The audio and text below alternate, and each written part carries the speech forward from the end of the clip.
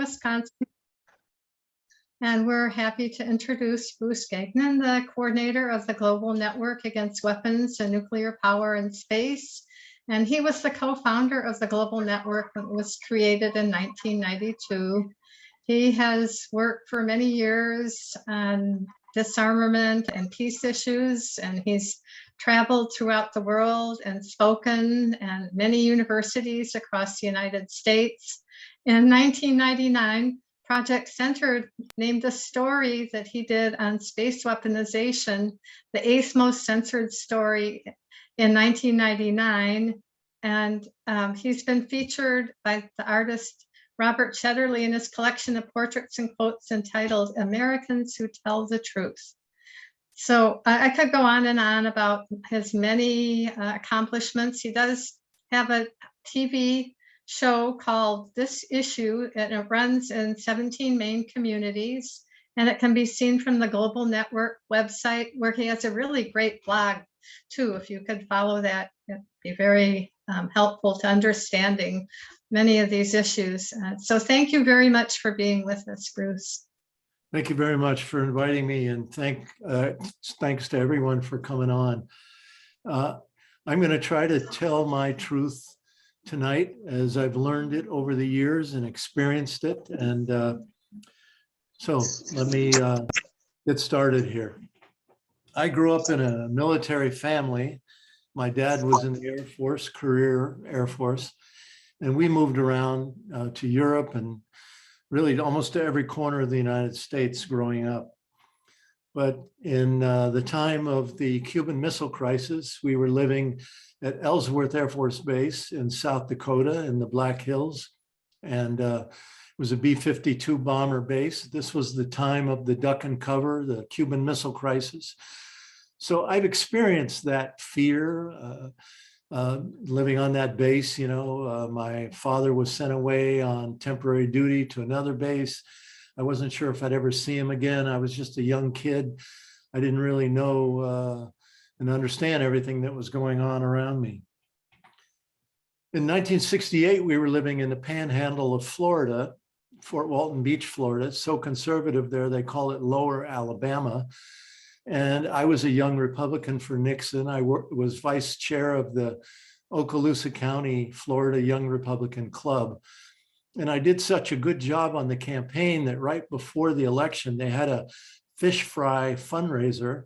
And they asked me if I would sit at the head table with their speaker on that occasion. You might have heard about this Senator Strom Thurmond from South Carolina, one of the most reactionary politicians in the history of America. And so he was the guy that, he was the speaker at that event, and I sat next to him. And then I kind of went downhill from there. In 1971, during the Vietnam War, I joined the Air Force and was stationed at this base called Travis Air Force Base in California. It was an airlift base for the war in Vietnam. GIs would come to the base and go to Vietnam. And when the planes came back, they brought the body bags, the dead soldiers and the walking wounded. And virtually every weekend, there was a small protest outside the gate. And they would come around and tell us, don't go out there. If you do, you'll be court-martialed and blah, blah, blah, and everything else. And so this started this process in my mind, along with the fact that my first roommate in the barracks at this base was one of the organizers of the GI resistance movement. And he would have meetings in our room at night. I'm sitting in the corner, a young Republican for Nixon. And they changed my life. And it was there at Travis Air Force Base that I became a peace activist. So fast forward now to the end of the Cold War. In the early 90s, Bill Clinton is president, and Yeltsin is the president of Russia. Clinton sends in the Harvard and Chicago boys from the University of Chicago and Harvard College to essentially privatize the economy of Russia, to turn it over to rich oligarchs, to get rid of various social programs and everything else. And this was not popular with the people in Russia, but they did it anyway. And as it turned out, when it was time for Yeltsin to run for re-election, in the polls, he was losing to the Communist Party. And so Clinton sent in the famous political quote unquote advisor named Dick Morris. You might have heard of him, you might remember him. Sent him in to create Yeltsin's campaign. And they brought in big money to fund it, and Yeltsin won, no surprise. So when we hear stories about Russia interfering in our elections, which as it turns out, were not true, when we hear about all these things that Russia has done to our country and everything else, I think this story stands strongly in front of the American people for review. Now let's fast forward to the winter of 2013, 2014, what's called the Maidan in Kiev, Ukraine. It's popularly called a revolution, where they overthrew their elected president. But the truth was, it was a US orchestrated coup d'etat done by the Obama administration. Joe Biden was overall in charge of it as vice president. Hillary Clinton was heavily involved. And the woman on the left of Oliver Stone there is Victoria Nuland, the Assistant Secretary of State of the US under Hillary Clinton. And she was the operational head of the entire thing. She's the person that made the famous phone call, the F the EU, when she was on the phone with the US ambassador to Ukraine, Jeffrey Piot, telling him, no, we don't want this guy to be the new president of Ukraine. We want Yats, a guy named Yatsenuk. We want him. And so and clearly, you just go online and search on YouTube for the famous F the EU call by Victoria Nuland. You'll find this. You can listen to the whole conversation. Glaring, obvious evidence of the US absolute complicity in this entire operation. I highly recommend this film done by Oliver Stone, Ukraine on Fire. You can find it on YouTube. Just type in Ukraine on Fire, Oliver Stone, watch it and share it, because people don't know this history of Ukraine, and they don't know the coup, and they don't know everything that came after it. This is such a big story. So here, Victoria Nuland on the right, delivering bread to the people as they were having their revolution on the Maidan Square. A series of politicians like John McCain on the left came and stood with the various Nazis who were leading this so-called revolution. This guy right here is one of the leading Nazi leaders in Ukraine for many years. Let's talk about these Nazis that some people in America say don't exist in Ukraine. This guy in the upper left, in the middle, with the Hitler, with the Nazi uniform on, is Stefan Bandera, Ukrainian from Western Ukraine. Western Ukraine near the Poland border has long been nationalist Nazi devotees. And when Hitler invaded the former Soviet Union during World War II, and he swept into Ukraine on his way to Moscow, Stefan Bandera put on a Nazi uniform and his followers joined him. And they helped the Nazis kill tens of thousands of Jews, Poles, and Russian ethnic citizens. And today, these Nazi sympathizers are inside of the big cities of Ukraine, hunkered down with artillery and mortars and everything else, holding the people of these big cities hostage as Russia encircles them trying to get rid of these Nazis. You know, the Soviet Union lost 27 million people during World War II to the Nazis. I just want you to think about that for a moment. In comparison, the United States lost 500,000 people in World War II. That's a lot of people. I'm not discounting it, but 27 million. And so for the Russians, they're over Nazis. They're over it. They're not about to go through this again. And this is one of the things that drives Russia today. This is the SBU, the security branch of the Ukrainian intelligence, that after the Maidan was over, after the US installed in 2014, the new government led by many Nazis. In fact, the intelligence services had one of the Nazis point as the head of it. But this is their headquarters in Kiev in 2014, 2015. And you see the American flag there. This is a statement that Ukraine was a colony and still is today of the United States and NATO. Well, the people of Crimea was brought into Russia during Catherine the Great's reign, back at the time we had our Civil War in America. And they have their warm water port, their only warm water port, naval port, on Crimea. Russia had a long-term contract with Ukraine that they could have 25,000 troops on Crimea. So when we hear that Russia invaded Ukraine and Russia grabbed Ukraine, that's a lie. They were already there. They had a contract. They had 25,000 people there.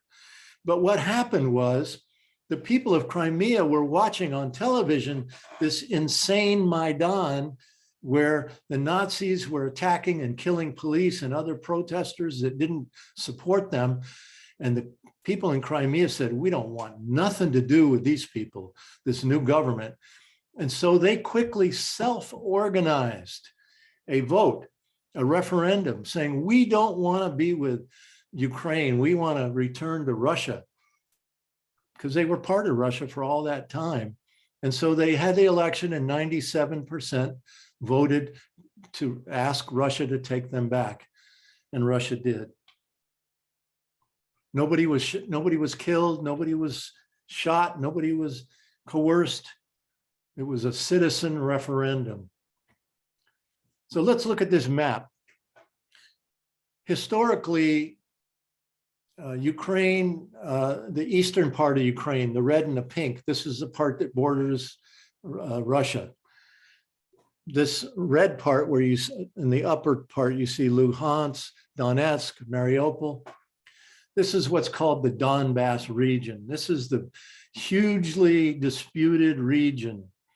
And then Crimea below. In the middle, people speak both languages, both Russian and Ukrainian, but in the red areas, they speak mostly Russian because these are absolutely Russian ethnic people. And then the blue part of Ukraine, people speak more Ukrainian, and especially in the western side, over by Poland, over by the Poland border. That's where the Nazis predominate. That's where they gathered when Hitler came through, and Bandera and his nationalist forces helped kill tens of thousands of Jews and Poles and ethnic Russians. Today, the capital of Kiev has now moved to the western side of the country to a town named Lvov, L-V-O-V, which is essentially the capital of the Nazis inside of Ukraine. Well, after the Maidan, after the so-called revolution, one of the very first things that the new government did was to pass a law saying that the speaking of Russian in Ukraine is illegal. Now imagine that. All those people, Russian-speaking people, suddenly they're told you're not allowed to speak Russian anymore. And so you know what they did? They started holding peaceful marches. they started organizing referendum campaigns saying, we want a federated Ukraine. We want a federated Ukraine, which meant we want to speak our own language and we want to elect our own local officials rather than having the capital in Kiev appoint them, which was the way they were going to go at that time. And so as they were doing this, what we would call democratic participation, right? Peaceful marches, referendum, signature collection campaigns, Nazis were sent to attack them. They were sent from the western part of Ukraine.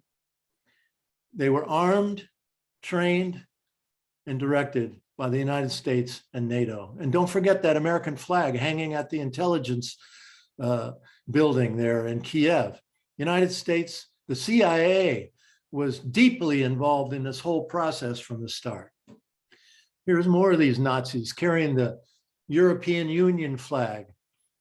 This flag in the middle is the Azov battalion. They're basically, I call them death squads.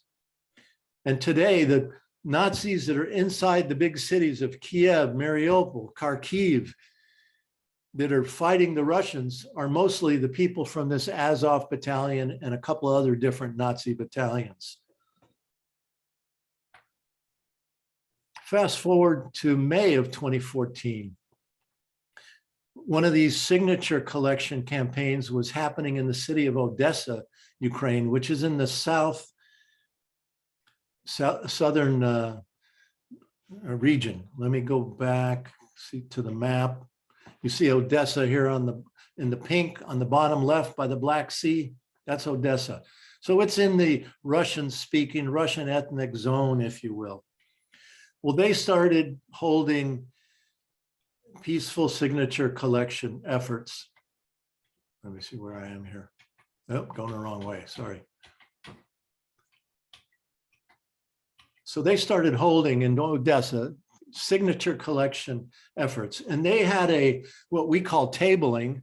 I don't know what they call it, but in front of this trade union hall, the local people who wanted a federated Ukraine, they wanted to speak Russian, they wanted to elect their own representatives, they were holding a signature collection effort because there's a big park that runs right in front of this trades union hall. So lots of people walk by. It was a great place to table and get signatures. And they were attacked by a huge number of Nazis that were trucked in, bussed in, trained in from the western part of Ukraine by the hundreds and hundreds and hundreds. And so they burned down the tabling operation. They had little tents and they had tables inside the tents. The Nazis came, burned that down. The people that were tabling, out of fear, they ran inside of the trades union hall, tried to barricade it, ran inside. And so the Nazis started making Molotov cocktails. You see the blue and yellow scarf. That's the colors of Ukraine, the Nazi colors. And so they're making Molotov cocktails and they're throwing them at the building. And soon the building is on fire. And people inside can't breathe. So they come out, they try to put their head out the windows, but there's a guy on the ground shooting at them. And some of them actually jump because they're afraid they're going to burn alive. And when they hit the ground, I don't know if you can see in the lower left of this picture, there's a guy with his hands on his hips, but just over his right shoulder, you see that white, that's a pole, a stick. You see that? As they jump to the ground, these Nazis would go over and beat them to death. And so well over 40 people died that day. 200 people disappeared and were never heard from again. Because some people that jumped to the ground and survived were arrested. Now there's voluminous video coverage of the Nazis doing all this stuff, voluminous pictorial coverage of it. So they knew who was responsible for murders that day, but nobody has ever been arraigned, tried, convicted, put in jail. The only people that went to jail were the people that were inside the building. this is the way it works inside of Nazi-enforced Ukraine. In 2016, 2 years later, on the anniversary of this event, there was a Mothers of the Fallen, Mothers of the Massacre, held an international event, and they invited people to come from around the world. I went, that's me in the picture on the left, with 2 other American friends. We went there, and they had a lunch for us at a hotel. And just as we started eating this lunch, they came and said, we've got to leave right now. The Nazis are coming. They're going to block off the trades union hall where we want to hold the memorial. We have to go. We piled into a bus. We're on the way. Just as we approached the trade union hall, Nazis are standing on the street corner throwing rocks at the bus as we drove up. And then when we got off the bus, there were a couple thousand people that came to this memorial service. They had to create like a safety line on each side so that the mothers and the international people like us could walk through it. But we were not allowed to get up to the building. Why? Because the Nazis, the Azov battalion, had roped it off, and they were standing there with their guns, not going to allow the mothers to go and memorialize their dead sons and daughters. This was a significant moment for me. And I must tell you that from the Maidan in 2014 up to this point in 2016, I was daily watching on videos everything that was going on. When the Nazis were sent to the Donbass, the region along the Russian border, they were shelling the cities. They were shooting with snipers. They were killing people daily. And there were videos being made of mothers, grandmothers, grandfathers with children sitting in basements as their homes were being shelled. Unbelievable. And I tried, as well as my 2 friends here in this picture, we all tried to bring this issue to the peace movement in America, but nobody was interested.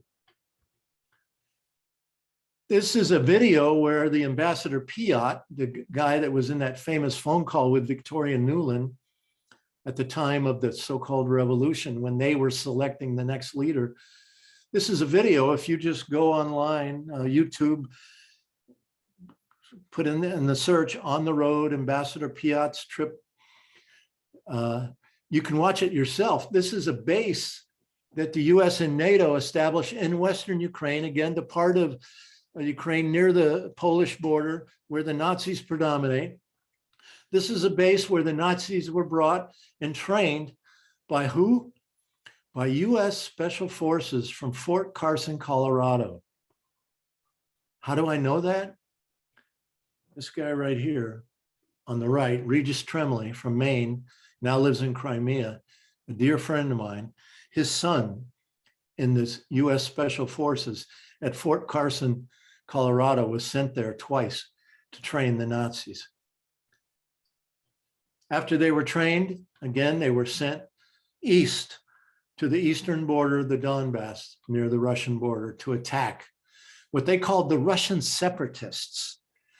The Russian separatists. I call them self-defense forces. That region of Ukraine along the Russian border in the Donbass is a coal mining region. And it was the miners who came out of the mines, grabbed whatever they could find to defend their families against these Nazis. Well, this is a picture. You might recognize a few of these 4 people in civilian clothes here. I'll start on the left. Lindsey Graham, senator from South Carolina. John McCain, then senator from Arizona. Next to McCain is Senator Amy Klobuchar from Minnesota. And next to her is Marcy Kaptur, a representative from Ohio. Klobuchar and Kaptur are Democrats. And this is them visiting this Nazi training area, showing that this is a bipartisan program all the way back to 2014. Remember, it was the Obama administration that orchestrated the coup in 2014. Both parties were involved in this whole operation from the start. So what is it about Ukraine they want so bad? One thing is they want to privatize the entire country and steal everything they can from it. During the Soviet Union, they said that Ukraine was the breadbasket of the Soviet Union and even all of Europe because its soil was so rich and dark. But now corporations are buying it up and they want to do GMO farming there in Ukraine. Russia doesn't allow GMO farming, by the way, in their country, and they're worried that the GMO seeds will float across the border and contaminate their crops inside their own country. In 2019, I organized a study tour of people from the United States and a couple other countries. We went to Moscow, Crimea, and St. Petersburg. While we were in Moscow, we met with the Russian Veterans for Peace organization. They're mostly Afghanistan war veterans. We met with them at our hotel. We had a wonderful experience hearing from them, learning from them as part of this tour. Russia is an amazing, amazing place. The subways, you might have heard, are just absolutely brilliant and beautiful. Everywhere there are all kinds of monuments to those that fought and died at the hands of the Nazis when they invaded during World War II, again, killing 27 million Soviet citizens. We went to this museum, and inside of this museum, this picture on the left really struck me because to me, it showed Russia's real heart, that Russia wanted to be friends with America. They both worked together during World War II to defeat fascism, and Russia wanted to stay their friend after the war. This is, on the right is a picture of St. Petersburg during the Russian occupation.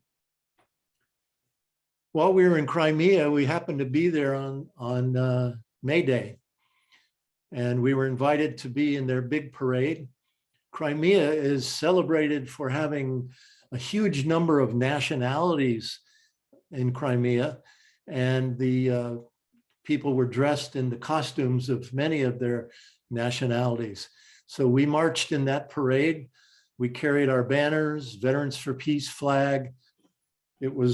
We were so well received. And afterwards, we were invited to a meeting with leadership from this city, Simferopol, in Crimea. And they asked us to speak. We spoke, they spoke to us, and we all talked about building bridges of friendship together. Then we went to St. Petersburg.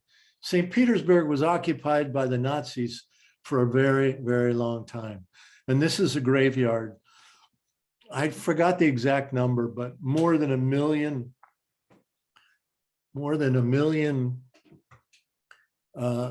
civilians died at the hands of the Nazis during the occupation of St. Petersburg.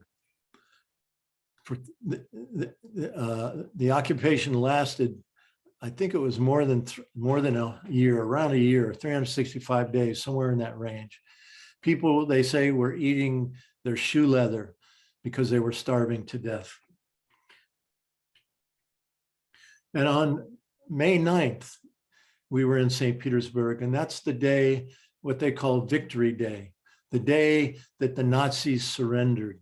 And so all over Russia, they have these big parades, and people carry pictures of their relatives who fought in the war and or died in the war.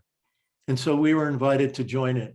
On the left, I'm carrying a picture of my two uncles who were in the Navy during World War II. They were on ships that were sunk during the war. Others, you see this on the right, this long line of people. This march had more than 1 million. They said 1.2 million people just in St. Petersburg marching in this parade, carrying these pictures. It was amazing. It was absolutely amazing. And when we walked back to our hotel, when it was all over, I was looking for litter on the street. 1.2 million people, you'd expect a lot of trash. I saw 5 pieces of litter along the street as we went by. Just a small point to say that it told me something about the character and the culture of Russia. In 2019, October, I was invited by a labor leader in Lugansk, in the Donbass, to come there and see for myself what was going on with these Nazi attacks on the people of the Donbass. That since 2014, when the Nazis were sent west, or east rather, under the full direction of the US and NATO, they've killed more than 14,000 mostly innocent civilians. On the right is a memorial with the names of people that were killed. And on the left is an apartment building, not a military base, not a military target, but an apartment block that was shelled, that's being fixed at that moment. This is a bridge that crosses over from Lugansk, over the line of contact, as they call it, into another part of Ukraine. And in order to get their pensions, the retired people had to go across this bridge to get to the other side, over the river, to get to the other side so they could get their Ukrainian pensions that they earned, mostly doing coal mining along the border there with Russia. But the Nazis shelled the bridge and blew up the middle of it. So the people had to construct this awkward little rickety wooden thing to traverse the middle part of the bridge and go from one side to the other. And imagine these senior citizens. I saw people with canes. I saw a guy in a wheelchair. I don't know how in God's name he made it across this thing. But this is what the people of the Donbass have been dealing with since 2014, daily. Then I went to Donetsk. And as we drove into Donetsk, it's a big city. As we drove into the city, this is what I saw. And I took a picture of it. Look at this, an apartment block destroyed, nobody living there anymore. People had to evacuate, shelled by the Nazis. Well, the Russians were trying during all these years to get the United States, to get the European Union to restrain Ukraine. But the United States had no interest in restraining the Nazis in Ukraine because they had a larger fish to fry, if you will. But with the help of France, Belarus, and Germany, finally there was negotiations called the Minsk negotiations in Belarus, where an agreement was made that yes, we'll have a ceasefire, we'll withdraw the heavy equipment away from the Donbass that the Nazis were using to shell the cities, and we will have a federated Ukraine. See, all that stuff about Russian separatists, they were not, the people of Donbass were not asking to be Russian separatists. They were asking to be part of Ukraine, but to be respected. Let them have their language. Let them elect their own local officials. It was all in the Minsk agreements. But Ukraine, which signed off on them, agreed to them, never implemented them. Why? Because the Nazis wouldn't let the government do it. And so there we are today. One more reason that the United States doesn't want peace in Ukraine is because of Nord Stream 2, the pipeline from Russia to Germany, to northern Germany, delivering natural gas. The United States didn't want this pipeline to be built, so did everything they could while it was being built to try to sabotage it. And now that it's completed, the United States escalates things essentially creating the situation where we are today, a war in Ukraine. And what's the first thing that Germany did? They said Nord Stream 2 will no longer be certified, will be no longer started. Now, why did the US want to destroy Nord Stream 2, this natural gas pipeline to Germany? Well, as it turns out, the United States wants Germany and Europe to buy LNG fracked gas from the United States. And that's why we hear politicians in Texas and other places foaming at the mouth about Russia, because they want to sell more expensive fracked gas. Imagine the cost of shipping LNG gas on these big ships all the way across the ocean to Europe at double the cost. So the European ratepayers are going to see massive increases in their utility bills in the years ahead if this is allowed to stand. Now, this is to me, crucial document. Anybody that would like to get the official link to it, you can go to my blog, which is called Organizing Notes, N-O-T-E-S, Organizing Notes. The Rand Corporation, you know who they are. Remember the Vietnam War, the Pentagon Papers, the secret government history about how the government lied to the American people, lied to the Congress about creating the war in Vietnam? That was the Rand Corporation that did it. Daniel Ellsberg was working there. He helped write it. He smuggled it out, published in the New York Times, et cetera, et cetera. I read it while I was in the Air Force, actually. Well, this Rand Corporation study basically calls for the breakup, the balkanization, regime change in Moscow, breaking Russia up into smaller countries. Why? Well, we'll get to that in a moment. So they lay out this whole plan. I put it on my blog, the links to it and everything else. And this document, also from the Rand Corporation, it's entitled, Who Funds Us? Look at the upper left, the green. Office of Secretary of Defense. Below that, US Army. Below that, US Air Force. Below that, Department of Homeland Security and other government agencies fund the Rand Corporation. So I would submit to you that this study is done by the military-industrial complex, who sees war with Russia as a big moneymaker for the Pentagon, for the military, corporations, and an opportunity to steal their resources. As it turns out, Russia has the largest land border with the Arctic Sea of any country on the planet. And because of climate crisis, the melting of the Arctic ice, it's going to be possible to drill, baby, drill up in that region. And so the United States doesn't want Russia to have that. And so the Rand Corporation plan and the US implementation of that plan, since the coup d'etat in 2014, and really even before, I remember speeches by Putin in 2007 to European leaders, literally begging them, pleading with them, stop NATO expansion to our borders. Please stop what you're doing. Stop all these war games on our borders. Please stop it, because if you don't, we're eventually going to have to react. And they laughed at him. They ridiculed him. And they called him a dictator and a Hitler. So the US Navy is clear about this whole thing.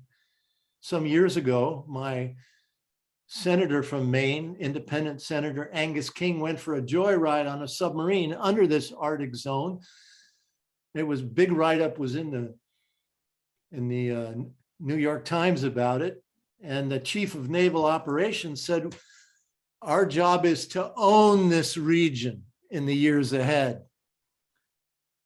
Can you see the pieces of the puzzle on the wall coming together, beginning to illuminate a picture that we never hear about from the corporate dominated media who sold us the war in Iraq, who sold us the Libya, quote unquote, regime change that has now turned Libya into a place where Black people are being sold as slaves on the streets of Libya.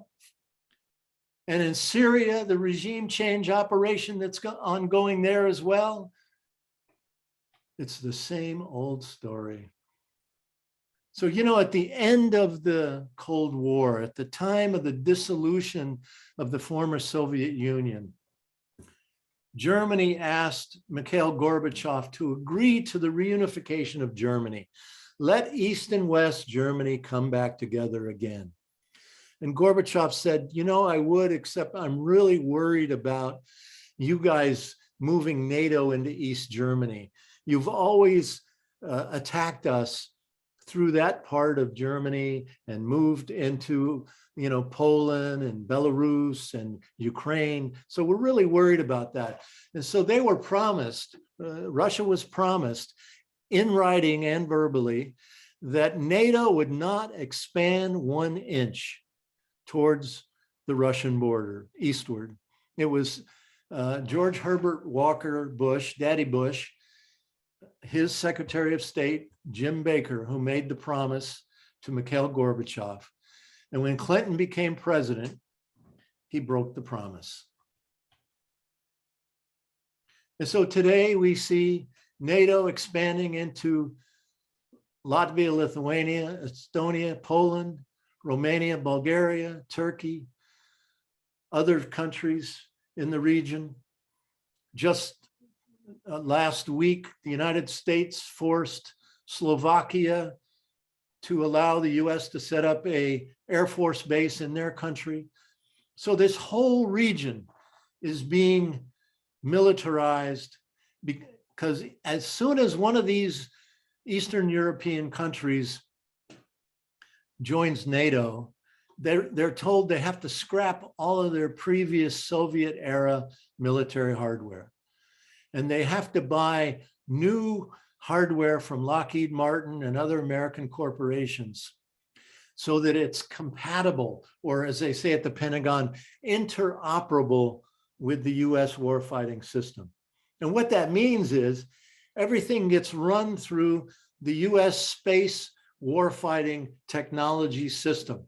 So all of these countries now become part of the US war machine, but the US controls the tip of the spear. That's what's happening. On the left is Anaconda 2016, a war game in this part of the world. The US regularly holds these war games.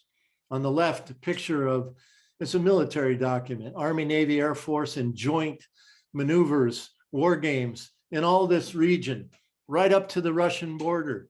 Imagine, my friends, how United States would feel if Russia or China were deploying missiles and having war games on our borders. The picture on the right is NATO war games in the Nordic region. As you know, probably Norway borders Russia, Finland borders Russia. And so regularly the United States is having war games in northern Sweden, northern Finland, northern Norway. And when the US holds these war games, they put military hardware on big ships and sends it over to Europe. And then when the war games are over, on the right is a picture of a base in Poland where the US stores military hardware. And on the left is a place in Norway where the US also stores military hardware for the eventual day when war with Russia will begin. They're preparing, they're practicing, they're integrating all of Europe and the Eastern Europe in this US warfighting program. So when Russia dares to hold military maneuvers on its own side of the border, they get screamed at by the United States and NATO and the corporate media and everything else. and they create a self-fulfilling prophecy. The US has built a base in Romania. It's called Aegis Ashore.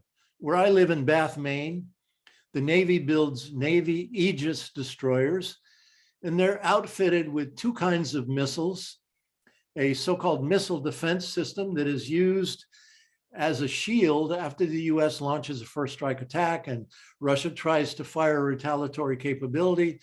These missile defense systems would be used as a shield to pick them off. But these same launch systems can also fire cruise missiles, Tomahawk cruise missiles, which are first strike attack weapons that are nuclear capable. And so at this base, they've now created this Aegis Ashore, they call it. They've taken the technology from the Navy and they've put it on land in Romania and in Poland. Aegis Ashore being built in both those countries. And so Russia is complaining that, hey, wait a minute, you're going to be able to fire first strike attack Tomahawk cruise missiles with nuclear warheads on them from these two bases in Romania and Poland and hit us in a few minutes. We can't go along with that. We can't stand for that. You've got to back off. The United States laughs at them and tells them, you have no right to tell Poland and Romania and anybody else what they can do inside of their country. So the United States is boxing Russia in with its so-called missile defense systems on ships and now on land in Romania and Poland and in Turkey, by the way. So let's look at the numbers. We're told that Russia wants to recreate the former Soviet Union. How many times have you heard that? Has anybody heard that? If you have, raise your hand. Russia wants to recreate the former Soviet Union. Well, let's look at the numbers. Russia this year is spending $65 billion on the military. $65 billion. United States this year, when you add up all the various pots of gold, they hide some of the money in Department of Energy budget for nuclear weapons. It doesn't all get counted in the Pentagon budget. When you add it all up, it comes to $1.2 trillion. Now look down the list. Let's look at the NATO countries, starting at the top. We see France, we see UK, we see Germany. Japan is what they call a NATO partner. South Korea is a NATO partner. Then there's Italy, a NATO member. Australia is a NATO partner. Canada is a NATO member. Turkey's a NATO member. When you add up all the NATO countries' military spending to the US total, it's well over 60% of the global total. And Russia at 3.4% in 2018. And it's about the same today. There hasn't been much change in these last 2 years. So this is another lie that we're told. It's another lie. Russia wants to recreate the former Soviet. No, they don't. They are truthful about it. When Putin put out his demands a couple months ago, he asked for the following: respect the promise that you made to us at the time of the collapse of the Soviet Union that NATO will not expand eastward to the Russian border. Pull it back. Take your missiles out of Romania and Poland. Stop your war games right on our front door stoop. That's what Russia asked for. And so they had all these meetings, and Biden and Putin phone calls, and Macron and Schultz, the new chancellor of Germany, and Boris Johnson making a fool out of himself from England. And everybody's talking and everything else. And Russia puts its troops up near its border. And, they're going to invade at any moment. And they basically came back and said, F you, Russia, F you. We're not going to do any of these things you asked for. And so at that point in time, with an escalation in the Donbass, an escalation in the last month of shelling again on the people of Lugansk and Donetsk near the Russian border in that red zone, 14,000 already dead. the people of Russia howling, the parliament, the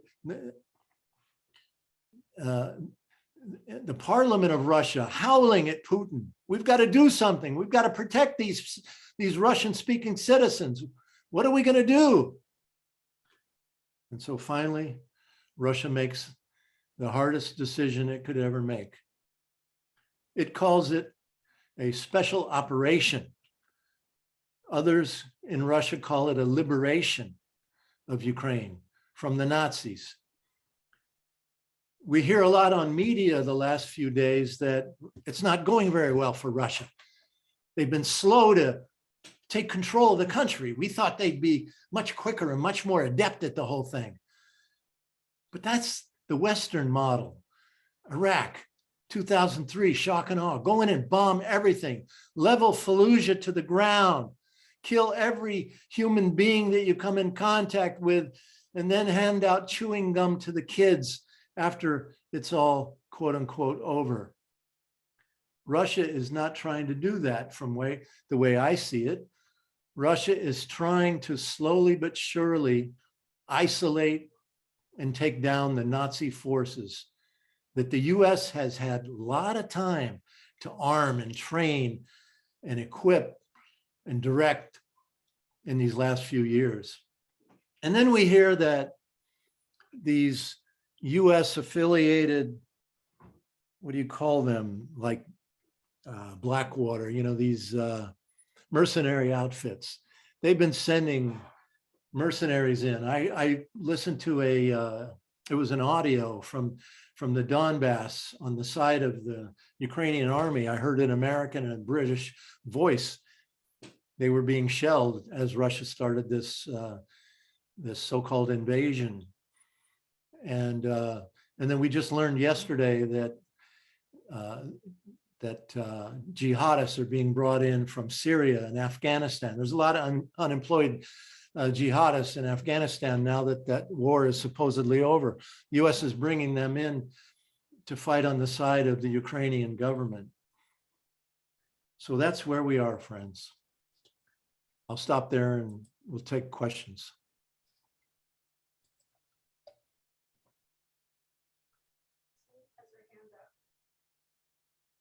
What? Someone's had her hand up for a long time.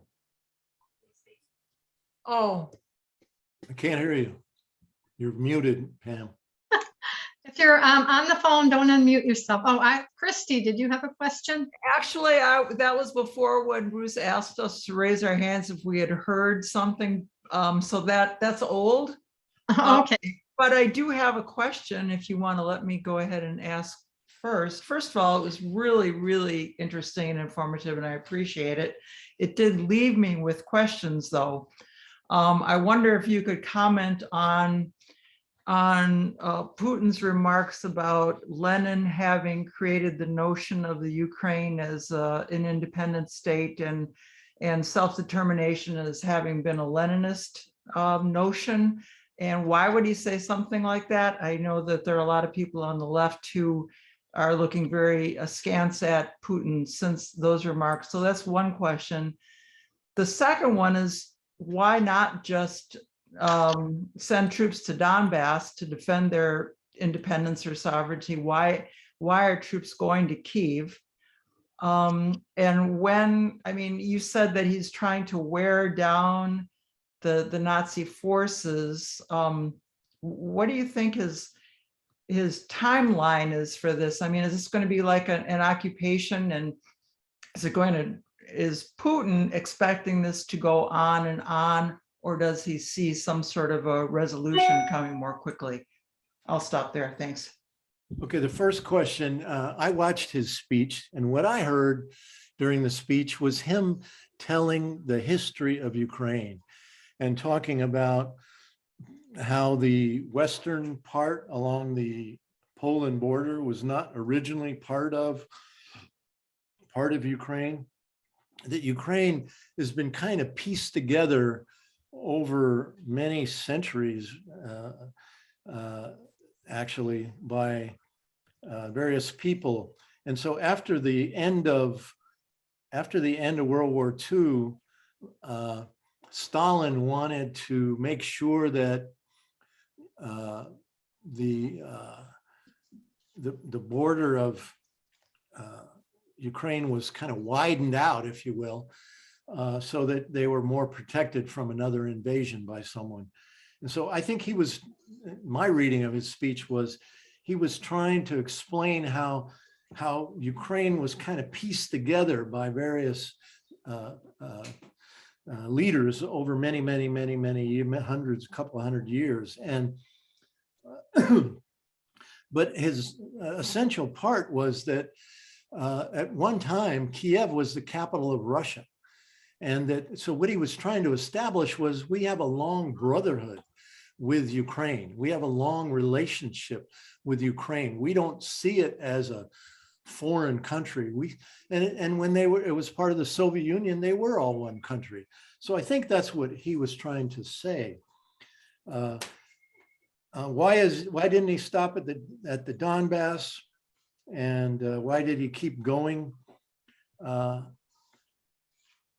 I can't speak for Vladimir Putin, nor the Russian leadership.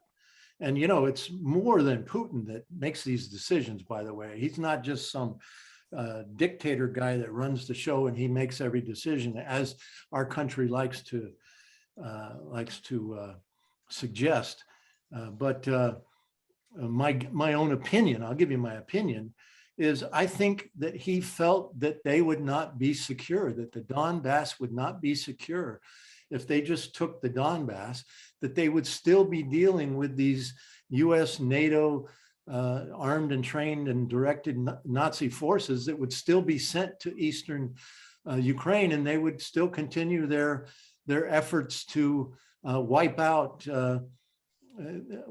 the Russia, especially when you remember that I'm suggesting that this was the part of the US plan to initiate the beginning of a war and a takedown or regime change with Russia. You know, just days before, literally like 2 days before Russia did make its sweep into Ukraine, the Nazis tried to break into Russia. They shelled Russia proper, and they tried to send in units in these vehicles into Russia. So they were doing everything they could to instigate a reaction. And finally, the question about wearing them down. Putin I've been reading Putin's comments for a long time, and he's been saying that we don't want to occupy Ukraine. We didn't ruin it. We didn't destroy it. It was the US and NATO did. We can't afford to fix it. They should have to fix it. But I think what Putin wants to do, though, to be honest with you, is I think he wants regime change inside of Ukraine. He wants to see a real government established, not a US-NATO puppet government. You know, Zelensky was an actor. I don't know if you know, he was never involved in politics whatsoever. He's a comedian. He had a show where he played the president of Ukraine. So he's now living in real life, his acting job. And he was basically an agent of this rich oligarch by the name of Kolomoisky that had his own Nazi death squad brigade that he supported. And Kolomoisky owned a television station and made Zelensky into a hero, because Zelensky promised the people of Ukraine that if he was elected, he was going to end the war, that he was going to sign the Minsk, the Minsk agreements had already been signed by the previous president. He was going to implement the Minsk agreements. And so because of the largest population center outside of Kiev is in the Donbass, the people of the Donbass voted for Zelensky because they thought he was going to bring peace to their part of the country. But then he betrayed them, and he didn't do a damn thing. He essentially tore up the Minsk agreements. He accelerated the attacks again against the Donbass. And people just said, all right, okay, we're done with Zelensky. So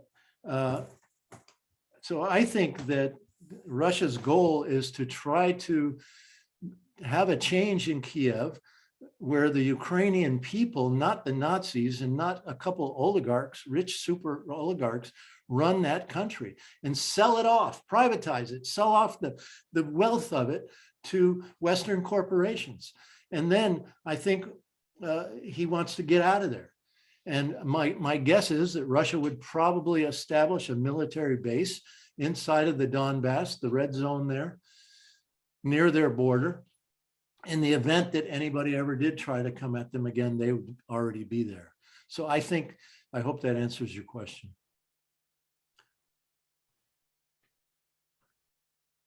Thank you.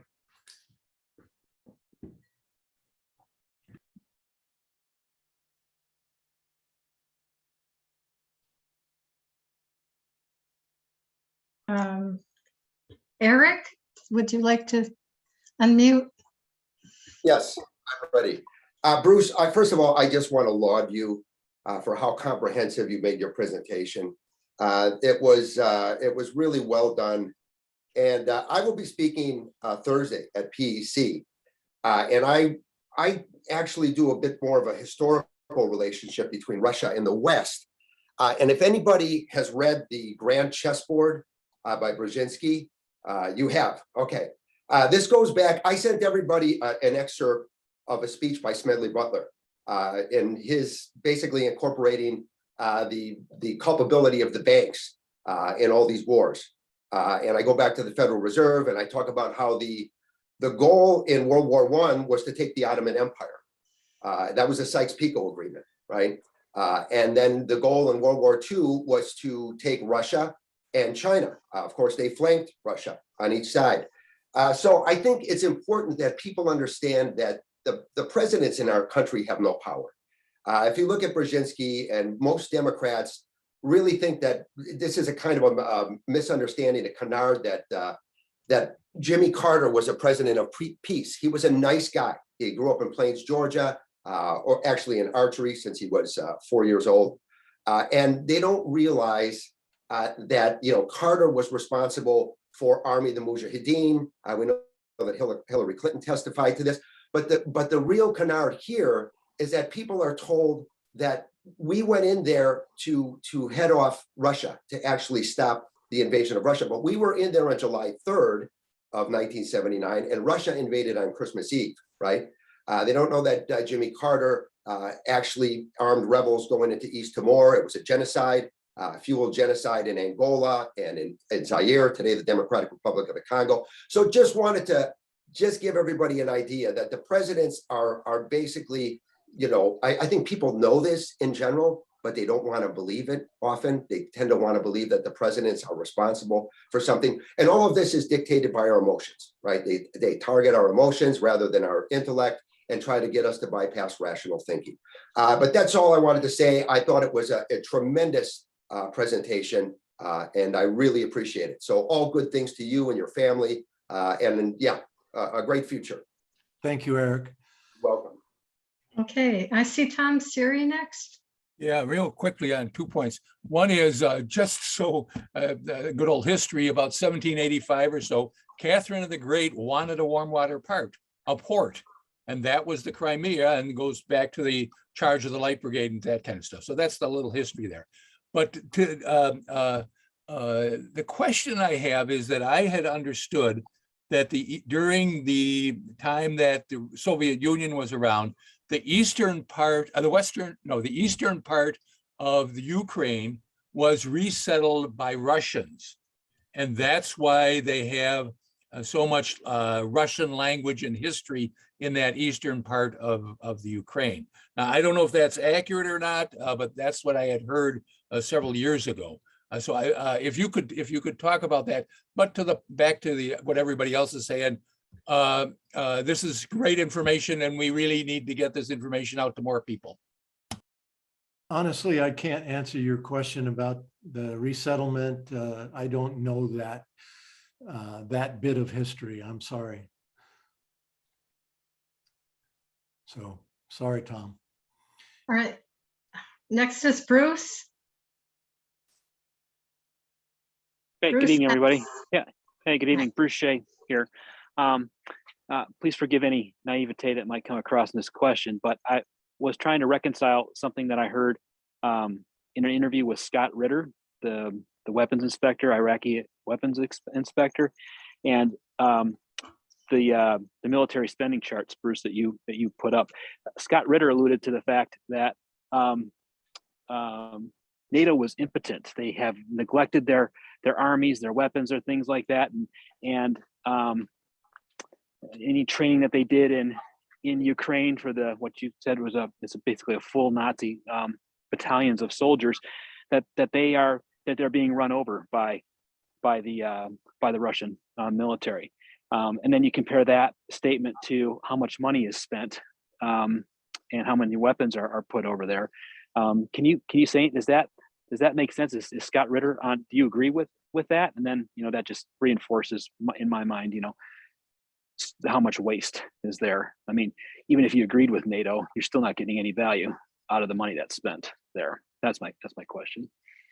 Well, let me answer it this way. Do you remember during the Trump administration, he went, first of all, when Trump was running for president, he questioned the value of NATO. I don't know if you remember that or not, yep. Which surprised me. And I was actually glad to hear him say that. But anyway, after he became president, he then changed that and said, well, we still need NATO, but they need to pay more money. We're paying most of it, he said, in the United States. So he went to NATO meetings in Europe and he harangued and lectured and slammed his fists on the table, so to speak, demanding that NATO members pay more money into the alliance. And so some of them did, not many, but some of them did. But the fact is that in those countries, people didn't want NATO. They didn't want to pay more into NATO because they were having all kinds of social and environmental problems that they needed those funds to go towards. So they didn't really want, and they didn't see any great need for this NATO expansion. There was no enemy challenging Europe until the US helped create one. So anyway. Thanks. Okay, Joy Schrader, would you like to ask a question? Thanks. This is overwhelming, of course, about the corruption that we all knew was there, but the details are gruesome. What can Joe Public Peacenik do about this? Well, first thing, we've got to educate ourselves and we have to educate others, because if we don't, the way it's going, I promise you that the United States is committed, 100% committed to taking Russia down. That Rand Corporation study is clear. And everything the United States is doing today moves us in that direction. And Russia knows that. I'm promising you, the reason why Russia has gone into Ukraine, it's trying to get the world's attention. It's trying to get the world to see that NATO is not this wonderful defensive alliance. It's an offensive alliance. They've now created partnerships with Colombia in Latin America. They've moved into the Pacific with Australia, New Zealand, Singapore, Korea, Japan. And NATO is trying to become a global alliance. And you know why? Because they're tired of the UN. You go to the UN and you ask the Security Council to support another regime change, the US does, in another part of the world, and Russia and China block it. They block it. And the United States is fed up with that. So they want their own global organization that they can say represents the world. They're turning NATO into a global military machine that they can use to take down anybody, anywhere, anytime they want, and they don't have to ask anybody's permission. It's the military arm of corporate globalization. That's what it is. And the American people don't have the slightest clue about it. So films like Ukraine on Fire by Oliver Stone and others, I urge you to go to my blog. I put a French film on my blog the other day about the Nazis, a deep dive into the Nazis, this filmmaker. I mean, it's unbelievable. Go to my blog, Organizing Notes. I think my wife put the link in the chat. Click on it, go look for that French film about the Nazis, watch it and share it. And there's one other thing I want to say. I want to grab a book here for a minute. I believe that since the assassination of President John F. Kennedy, the CIA has run the country. Alan Dulles was the CIA director who Kennedy fired, and then they killed Kennedy.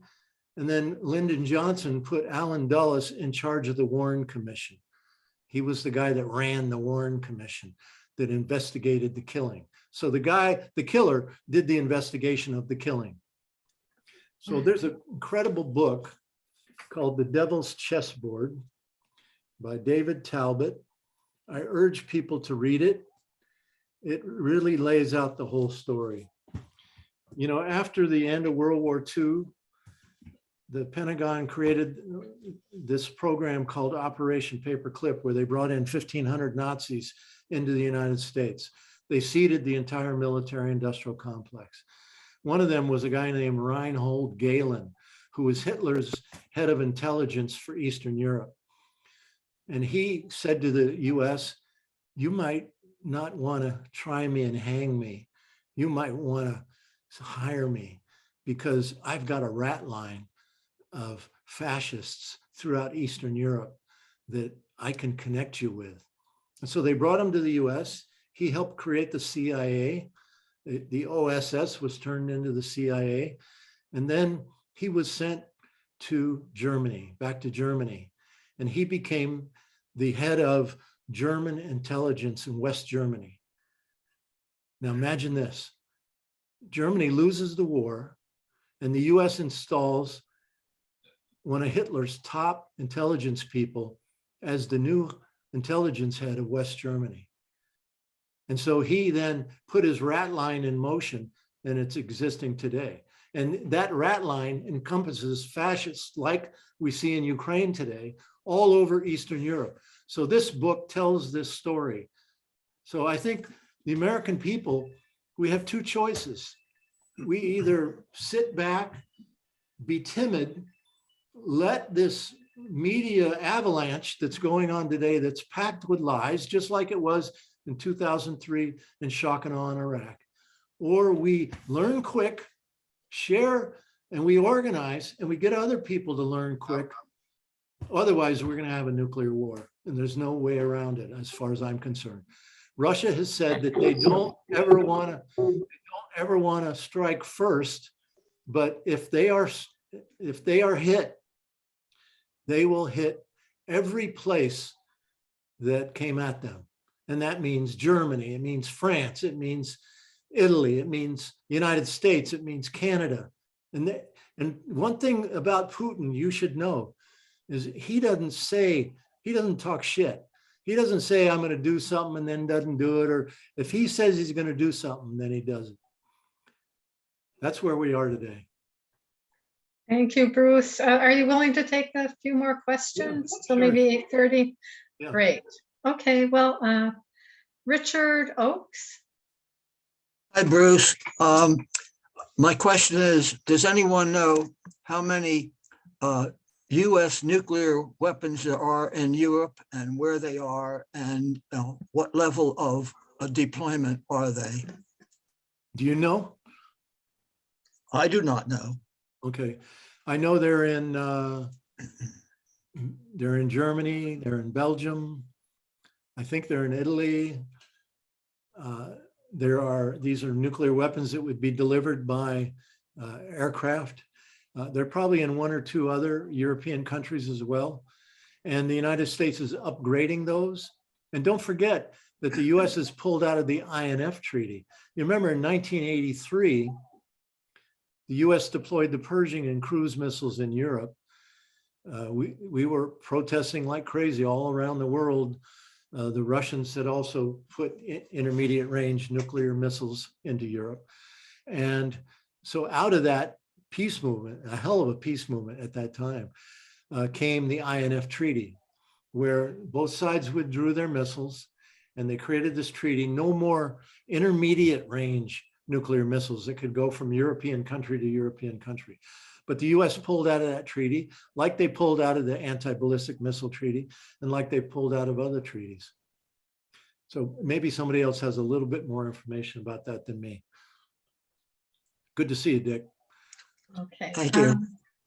And then, is it George or Julie has the question? I see both of you there. Julie?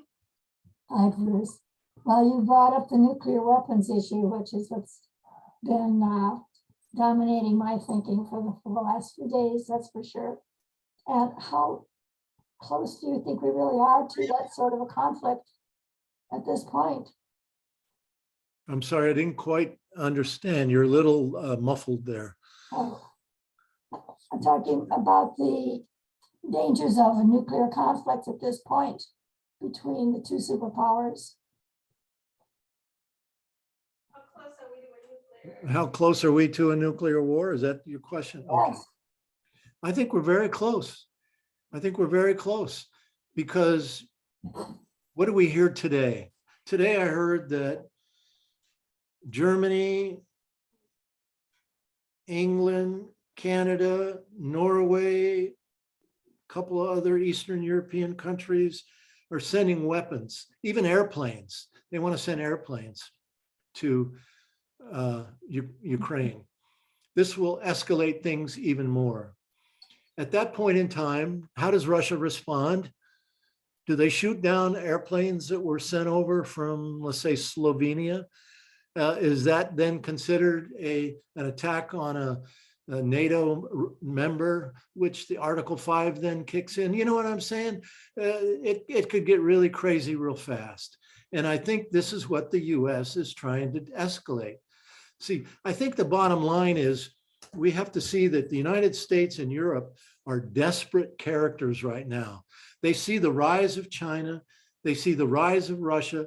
They see the rise of Iran, Venezuela, multipolar world. We're not going to be dominated by one power in Washington, D.C. and Brussels anymore. We're going to have a multipolar world. The U.S. doesn't like that. All right. They can't go along. They don't want to be part of the world. They want to be the exceptional ruler of the world. Okay. And so they know that they only have like this tiny, tiny sliver of time left. And so they're going for, as they say in the old days on the riverboat gamblers, they're rolling the dice and they're challenging Russia. You're going to stand up to me? I'll up the ante on you. Now, you know, you're going to have to fight, you know, XYZ from NATO as well. This is what the United States is doing. And it just breaks my heart to see so many peace movement people around this country.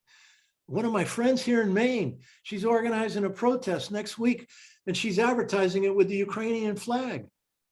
She doesn't know, I mean, you know, she doesn't really know much about this issue. She's a good-hearted person.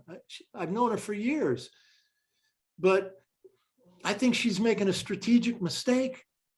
And the media eats this up. You know, the media won't cover any protests we do for years, but they had 4 people on the street in Portland the other day doing this thing, you know, about we're supporting Ukraine, and they made the newspaper. I wonder why. You know, peace movement supports Ukraine. Could you just say a little bit about full spectrum dominance and how the world is carved up into the different commands? Well, full spectrum dominance came out of the US Space Command some years ago. Today, I noticed a headline coming out from one of the industry publications. Let me read it to you. US space officials expect Russia-Ukraine conflict to extend into space. So this means that the United States, which now has superiority in space, again, the window is closing as China and Russia advance. The United States wants to make sure that it can destroy their space capability while they still can. So we are now looking at, full spectrum dominance means you control conflict at every level.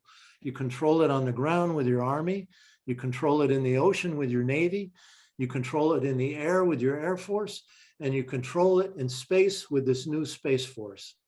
Full spectrum dominance. So that's what the US has, and it wants to hang on to. And anybody that interferes with that has to be taken down, has to be destroyed. It's, as far as I'm concerned, it's a mobster ethic. It's the mafia. It's the global corporate mafia. And these people are going around breaking knees all over the world. Right now, they're breaking knees in Europe. There are Eastern European countries that didn't want anything to do with this thing on Russia. But the US is breaking knees in Eastern Europe and making them join in on this. And they're doing it some more reluctantly than others. So this is what we face today. Oh, I see one more question from Samir. He can't raise his hand because he's the host. Samir. No, we have Joy. We have Joy first. Oh, then I'll I go. think she got to ask a question. Oh, okay. All right. Wonderful. Thank you very much. So I'm going to make a comment maybe, and maybe you can let us know. There are a lot of questions we can ask, and there are a lot of history that we can learn. But like, for example, Tom asked about the ethnic composition of Ukraine and how we got here. Of course, there is historical movement of populations and so on, and we can learn Crimea used to be part of Russia and so on and so forth before all these borders. Vijay Prashad explained how Lenin didn't want a Russian domination, so he gave Ukraine a lot so that Russians don't seem, Russian supremacists 100 years ago. But my suggestion is why some of these are very important questions, but do they matter at this point? The question is, how did we get here now? Wasn't there a solution, Minsk II, that Russia kept begging for years, let's do Minsk II. And Russia, by all indication, would have been very satisfied with Minsk II. It didn't need to take Crimea. It didn't need to now recognize Donbass and the Donbass republics and so on. Russia would have been satisfied with just some security, regardless of the long history. So that's, I wonder what you think about that.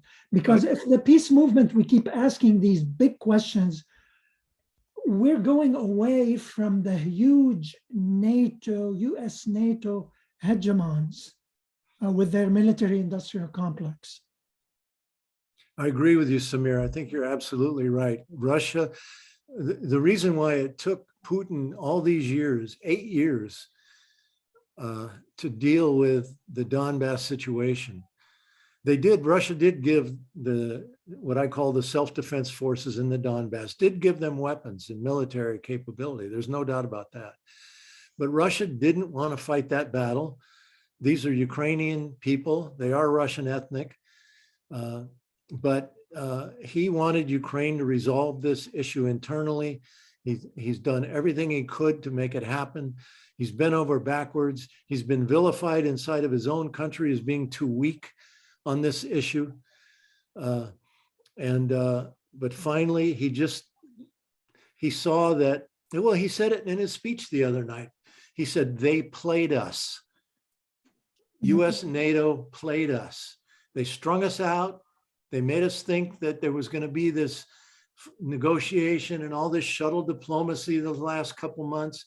They played it. They played us, and we just can't. We can't do it anymore. We see the writing on the wall. We've got to act. Can I add one more thing or a couple of more things? Remember what they did in Iraq. This ethnic card the US always plays. They learned from the British Empire way back. You divide on ethnicities, and that's what they played in Ukraine. Iraq was never really hugely divided Sunni Shia. Sunni Shia were always intermarrying. After the war, a wife that's Sunni and a husband that's Shia had to separate because of the killings. And that's US doing. And it was the same. Exactly the same now, same in Ukraine. They're talking Russia and non-Russians and so on. But Yeah. Russians and a lot of Ukrainians speak Russians. They love the Russian. And there is, of course, some colonialism, some imperialism involved, but that's not the point for us as a peace movement. One was more the thing, if I add, and I'll let you comment, I'm sorry, I'll stop. We all voted lesser evil one time or another in our lives, right? And we always say lesser evil. The lesser evil here, the greater evil here is US, NATO, EU, Australia, that is fighting China now and so on. That's where we need to put, I think, a lot of energy. Because Putin is not an angel, obviously, but the way greater evil is where we live. Sorry. Well, what I wanted to say was that they did the same thing in Yugoslavia. The US and NATO did. They bombed the living hell out of Belgrade. They hit the Chinese embassy, said, "Oh, I'm sorry, we used an old map. Oh, we didn't realize." That was a lie. They did it on purpose. It was a warning. It was busting the kneecaps of China, showing them that if they didn't get in line, they were going to be taken down too, like everybody else. But the US, the way it justified the breakup of Yugoslavia, the last communist country in Europe, was to pit the people against each other based on ethnicity, as you say, after they'd been living together for a long time in harmony, married to each other from different cultures, everything else. But you're right, this is the way they do things. When I was a kid, I wanted to be a policeman. Remember, I was a right winger when I was real young. And so I took I wanted to be an FBI agent because I wanted to fight organized crime, actually. My mom was Italian. I didn't appreciate the way everybody always called Italians mobsters. So I wanted to fight organized crime. So I took this correspondence course, FBI correspondence course, and I learned various things, including definitions. And one of those definitions that I never forgot was method of operation, MO. Every criminal has an MO, a way of repeating their same bad behavior over and over again. And so during the 60s, when I saw cops beating up civil rights protesters and anti-war protesters on TV, I decided I couldn't be a cop. But I feel like I'm still fighting organized crime, and I'm still talking about MO, because I think that's what we have today. We have a government that is a crook, is corrupt, and is a mobster.